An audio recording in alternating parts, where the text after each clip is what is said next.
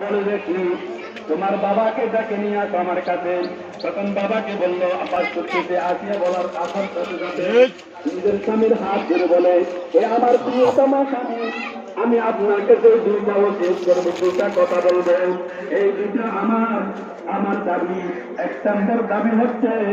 আমি আপনার ঘরে যেই দিন থেকে স্ত্রী হয়ে আপনার ঘরে আসলাম, সেই দিন থেকে এই পর্যন্ত মৃত্যুর আজকে পর্যন্ত আপনি স্বামী হিসাবে আপনাকে যেভাবে যেভাবে সম্মান করা দরকার, আপনাকে যেভাবে ঘরের মধ্যে রাখা দরকার, আপনাকে যেভাবে স্বামী হিসাবে সম্মান করা দরকার, সেভাবে আপনি যে আমার বাবা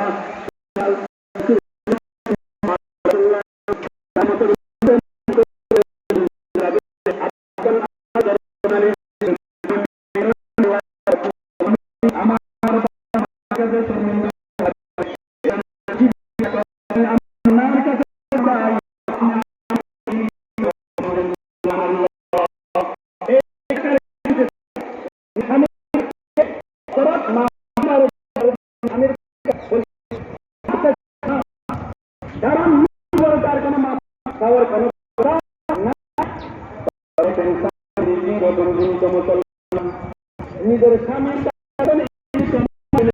সাথে সাথে নিজের হাত ধরিয়া নিজের স্ত্রীকে বলে, হে রাসূলুল্লাহ সাল্লাল্লাহু আলাইহি ওয়াসাল্লাম পরিবার টুকরা হে ফাতেমা, আমি জানি আমি তো তোমার উপযুক্ত স্বামী না।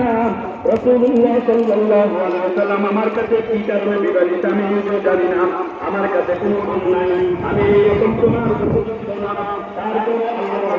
তোমাকে যখন আমার ঘরে আমি বিবি সাথে নিয়ে আসলাম, আমার কাছ থেকে এই পর্যন্ত